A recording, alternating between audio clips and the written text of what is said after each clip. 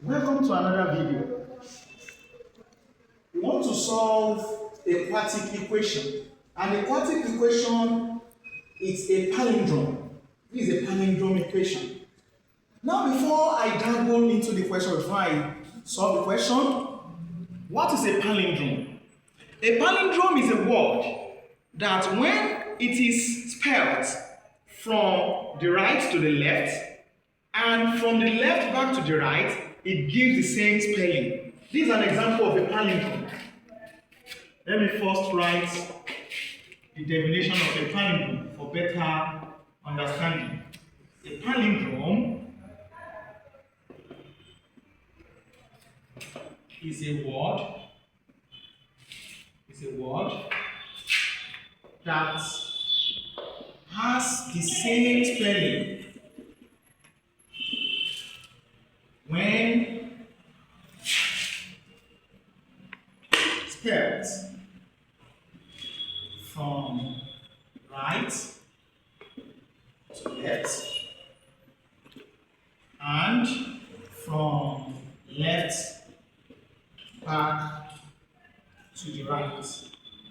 So you can check your dictionary for clarity. I'm not a grammarian, but that is what I understand by a palindrome.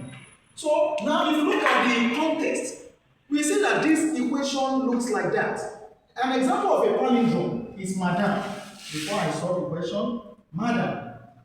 Now if you spell madam from left to the right, you have M-A-D-A-M. Now if I want to bring it back, if I'm bringing it back from right back to left, I will have it in this form.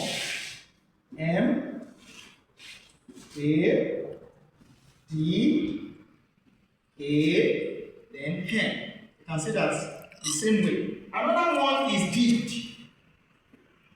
If you spell did from left to right and you spell it from right back to left, it's spelled the same way. It is spelled the same way.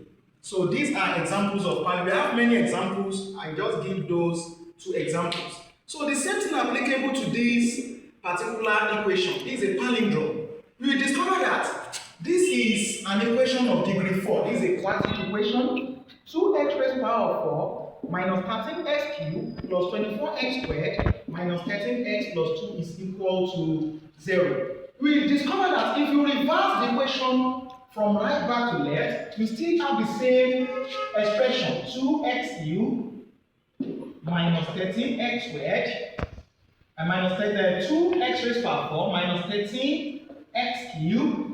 Then the next one is plus 24x squared, then minus 13x, then plus 2. So what we just changed here, because this is a mathematical equation, this is a mathematical expression, it's just the power. But you see that the same number, that when you write from forward, from left to right, then from right back to left, you have the same numbers. So that this is a palindrome. So it's equal to 0. So how do we solve this equation? The first thing is to reduce this degree, which is degree 4. So divide through by x squared. So you divide the equation through by x squared. So if that is properly done, I have 2x4 over x squared minus 13x cubed over x squared plus 24x squared over x squared minus 13x over x squared plus 2 over x squared is equal to 0 over x squared is 0. So divide through by x squared. So if that is done, x raised to the power 4 divided by x squared, that is 2x squared minus x cubed divided by x squared will have x, that is 13x. Then x squared divided by x squared left with what? Plus 24. Then x divided by x squared have minus 13 over x. Then plus 2 over x squared equates 0. Now, at this juncture, we collect the like terms. So this and this, we bring them together. Then this and this, we bring them together. Just like that. Then this is the last term, which is the constant. So we put them together, 2x squared plus 2 over x squared, then minus 13x minus 13 over x. then plus 24 equates 0. So at this juncture, we discover that 2 is common here. I can bring out the 2. If I bring out the 2 here, I'm left with what? X squared plus here 1 over x squared. Then here minus 13 is common, bringing it out, I'm left with x plus 1 over x, then plus 24. So what I will just do here is to make a representation for this expression. We are going to isolate x squared plus 1 over x squared, and we are also going to isolate x plus 1 over 1x by representing each of these by another expression, by another letter. So we can now say, let y be equal to x plus 1 over x. Now, if you square both sides,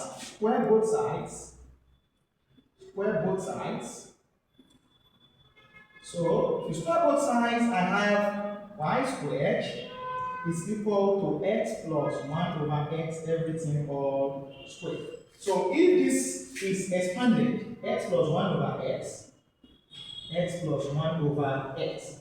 Now let's perform the expansion. So the expansion of this, x times x gives x squared. X times 1 over x is 1. 1 over x times x is also 1. 1 over x times 1 over x is 1 over x squared. So when you put this together, you have x squared plus 1 over x squared plus 2. 1 plus 1 is 2. So that implies that y squared is equal to x squared plus 1 over x squared plus 2. Now I said earlier on that we're going to isolate this x squared plus 1 over x. How do we isolate? In order for us to make a representation for this in terms of y, when this varies to this side, that means y squared minus 2, that is subtracting 2 from both sides. So y squared minus 2 is equal to x squared plus 1 over x. So that implies that this x squared plus 1 over x that is here is going to be represented as y squared minus 2. So we now return this back to this equation. X plus 1 over x is ably represented as y. So I will now rewrite this equation here. So I will rewrite it here and say that we have 2.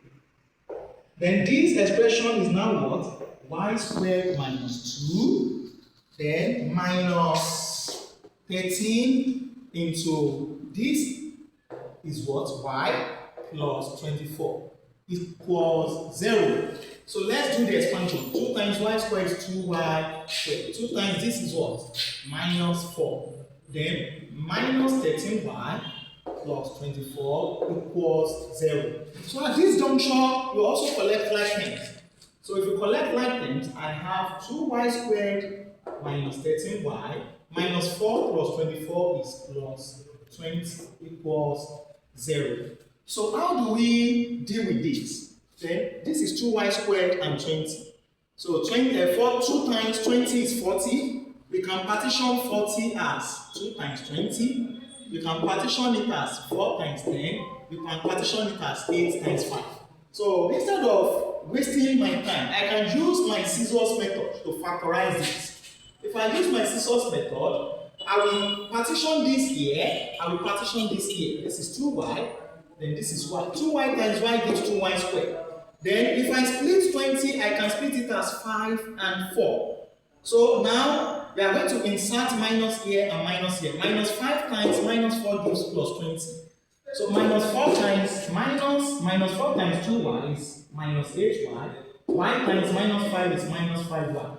The addition of the 2 will give minus 13y, which is the one at the middle. So since it has given us the one at the middle, without loss of generality, we can just bracket it.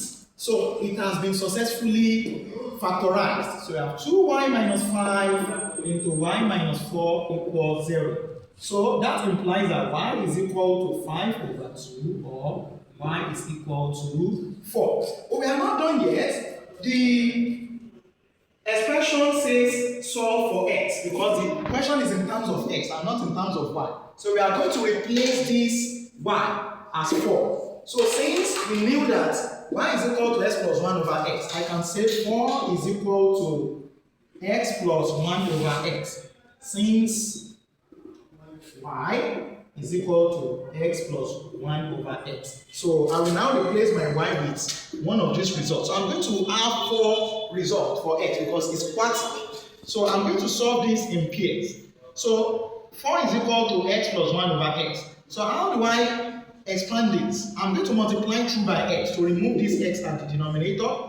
X times 4 is 4x is equal to x times x is x squared. 1 over x times x is 1. So now what is the next line of action? The next line of action is that we are having x squared minus 4x plus 1 equal to 0. So this has turned to another pair of quadratic equation. So now we are going to solve this quadratically. It can be factorized. We are going to use quadratic formula. So x is equal to minus b plus or minus square root of b squared minus 4ac over 2a. So my a is 1, my b is minus 4, and my c is 1. I'm going to substitute here to solve for x. So x is equal to minus b. That is minus, what is my b? My b here is minus 4. That is minus 4. That is plus 4. Plus or minus root of b squared. My b squared will be minus 4 squared.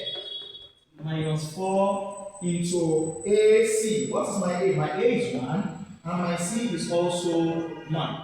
So all over 2a. So my 2a is 2 times my a is what? 1. So x is equal to 4 plus or minus square of minus 4 is 16. 16 minus 4 all over 2 times 1 is what? 2. So x is equal to 4 plus or minus square root of 12 everything over 2. 16 minus 4 is 12. So if this is split, we have 4 plus or minus, then this is 4 times 3 in roots. So short, when you find the square root of 4, the square root of 4 is 2. So x is equal to 4 plus or minus 2 to 3 over 2.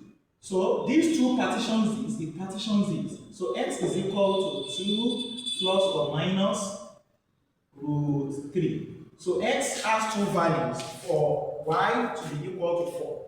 It will also have 2 values for y equal to 5 over 2. So the values of x are x is equal to 2 plus root 3 or x is equal to 2 minus root 3. So that is one pair of solution. Then the second pair of solution, we are going to find the value of x when y is 5 over 2 because we got 2 values for y.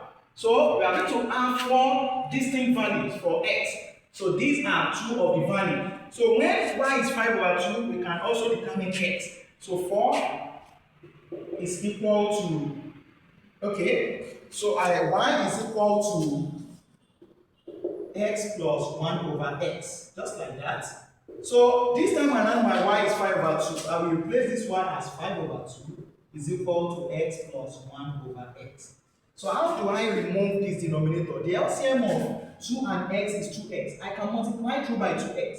Multiplying through by 2x, I have 5x is equal to 2x squared. 1 over x times 2x gives, that is 2. So this has come to another quadratic pair. So I have 2x squared minus 5x plus 2 is equal to 0. So if I solve this the way I've solved, this one is factorizable. So I can factorize it using my scissors formula. If I split this, I have 2x. Then I have x. 2x times x gives 2x squared. If I split plus 2, I can split it as minus 2 and minus 1. Minus 1 times minus 2 gives plus 2. This multiplied by this is minus 4x. This multiplied by this is minus x. Minus 4x minus x minus 4x minus x equal to minus 5x, which gives the 1 at the middle. So that means we are correct. So I'll just put this in brackets. So I have 2x minus 1 into x minus 2 equals to 0. So at the end of the day, x is equal to half or x is equal to 2. So I have 4 values for x for that existing equation. X is equal to half or x is equal to 2. X is equal to 2 plus root 3 or x is equal to 2 minus root 3. So I'm having 1, 2, 3, 4. 4 values for x for the solution. So that is the end of today's class. So have a wonderful day. Thank you.